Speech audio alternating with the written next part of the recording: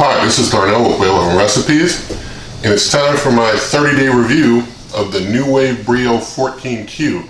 This is a 14-quart digital air fryer oven from the folks at NuWave.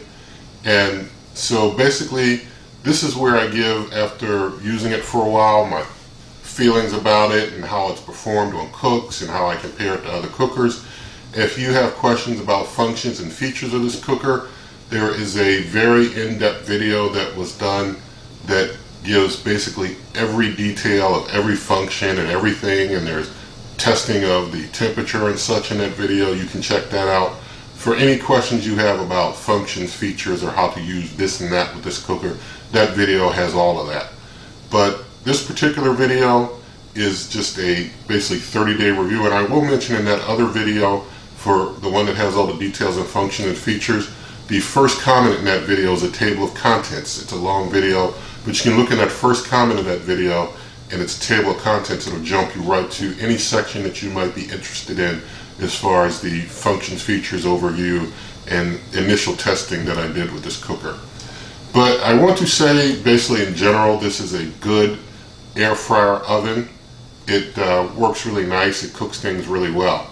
Now in this cooker, it can air fry, it can bake, it can grill, it can rotisserie, it can cook things from fresh or frozen, it can dehydrate. It's a good cooker, and all around sense it can do pretty much everything pretty decent.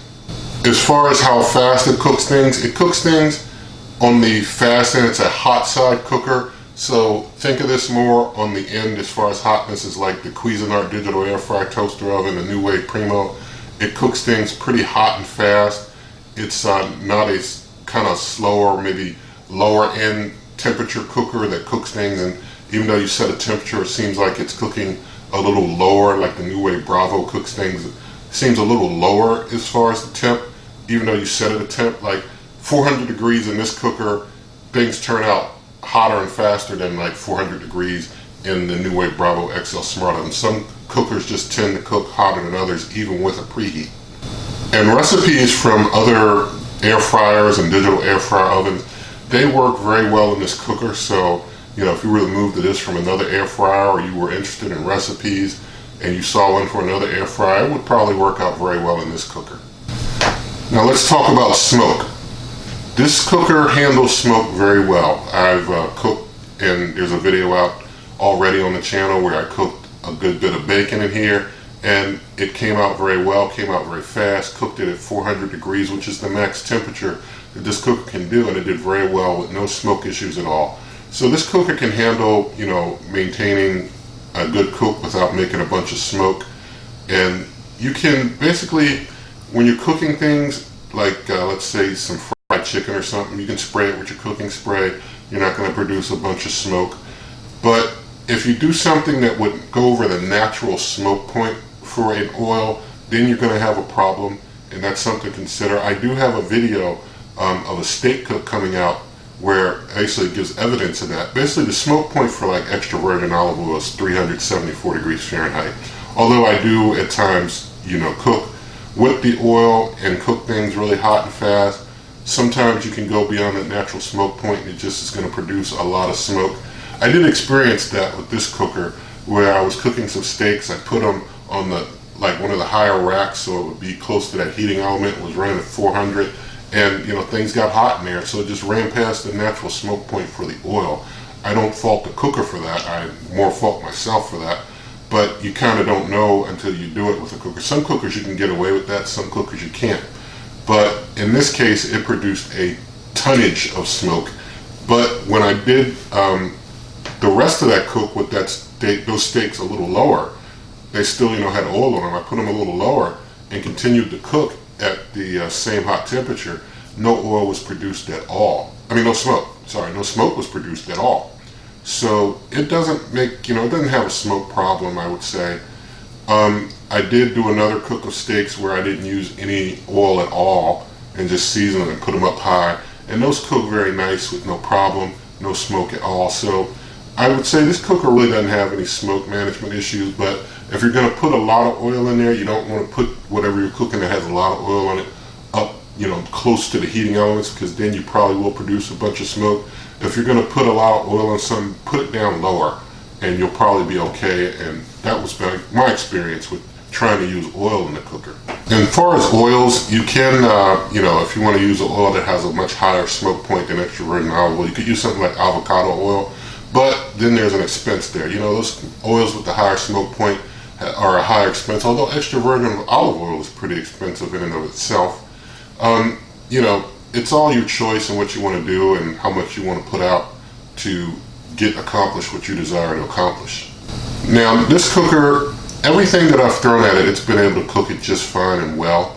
Whether it's steak, chicken, bacon, you name it, whatever I throw at it or anything that I've had it to bake or dehydrate, and there's videos coming of all of this, no problems at all with this cooker knocking it out and doing a good job.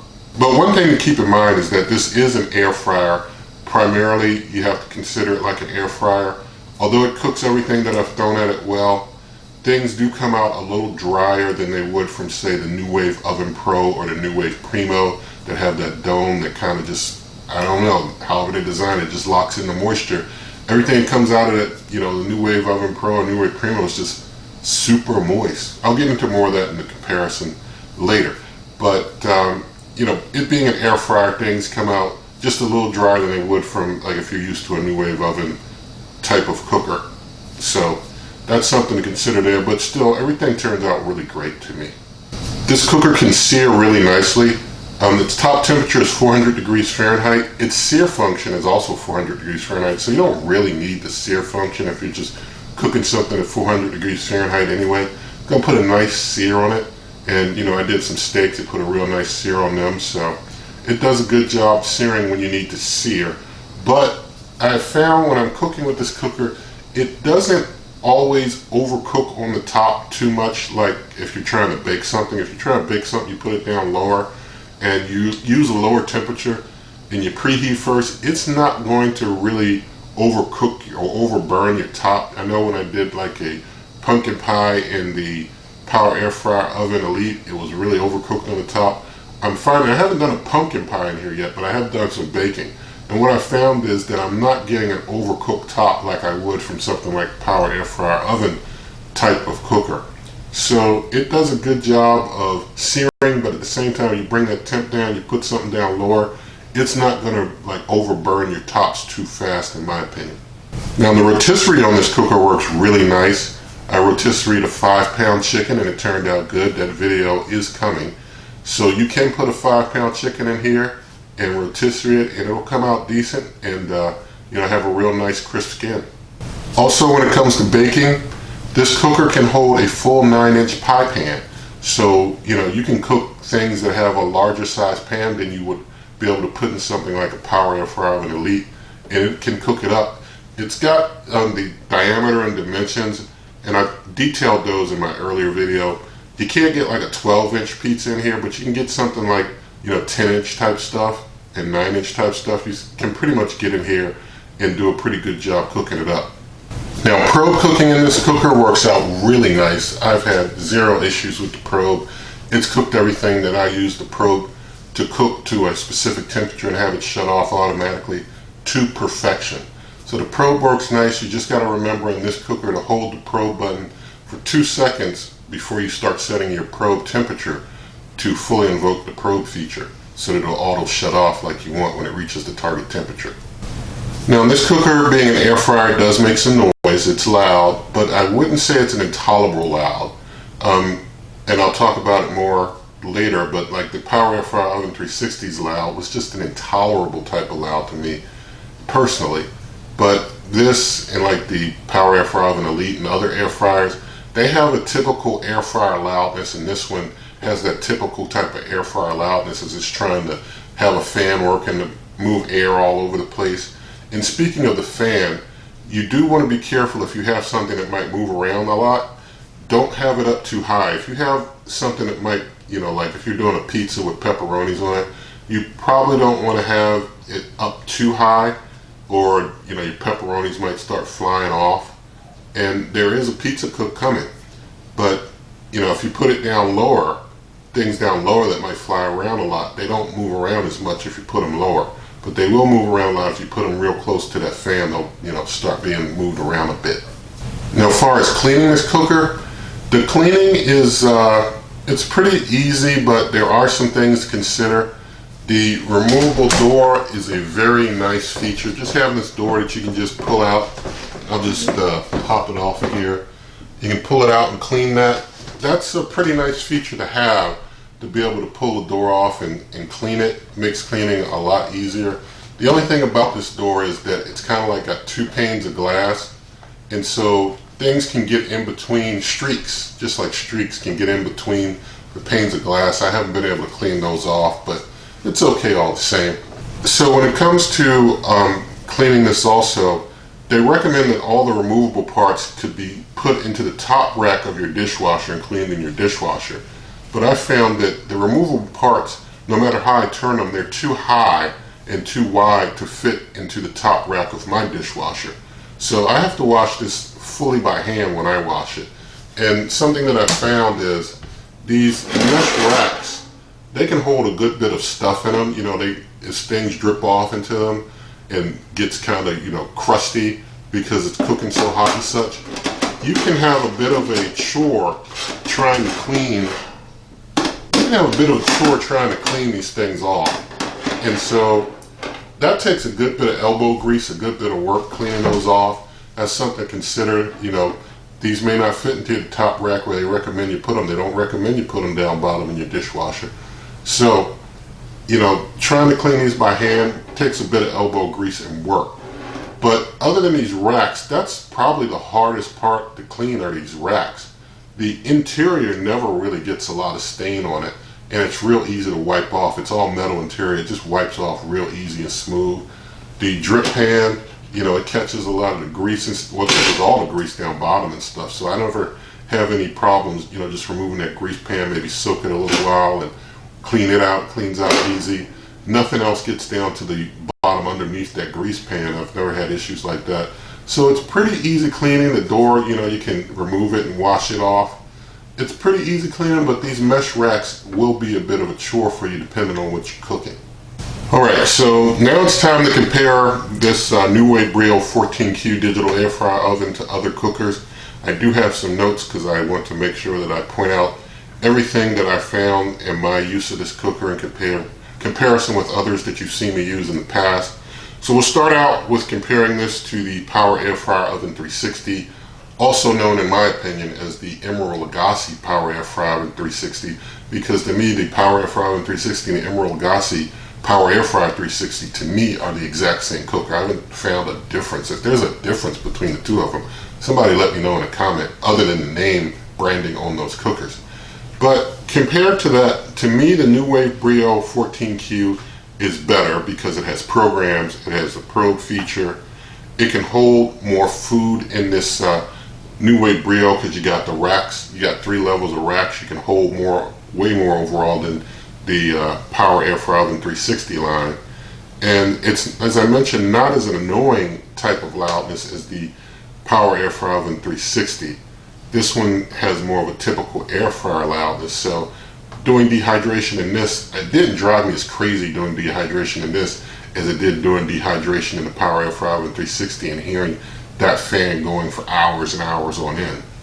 Now compared to the Power Air Fryer Oven Elite cooker, this NuWave Brio 14Q is better to me because it has the probe feature, it has programs. You don't have probe and programs in like the Power Air Fryer Oven Elite. It can also, this NuWave Brio 14Q can hold more food, and so you can see like the natural hot chicken tenders and wings video that I did. All that chicken that it cooked up in one cook, I really like that, because you know when I cook, I like to cook big, a lot of stuff, and so being able to cook a whole lot was real beneficial for me using the NuWave Brio 14Q. And also the NuWave Brio 14Q, as I mentioned earlier, bakes better in my opinion than the Power Air Fryer Oven Elite. Now compared to the NuWave Bravo XL Smart Oven Air Fryer, I had a little trouble deciding which I liked better. I really did, because this does a lot of things pretty well, better than like a Power Air Fryer Oven Elite, which I like the Bravo more than the Power Air Fryer Oven Elite. But this one, it was kind of close.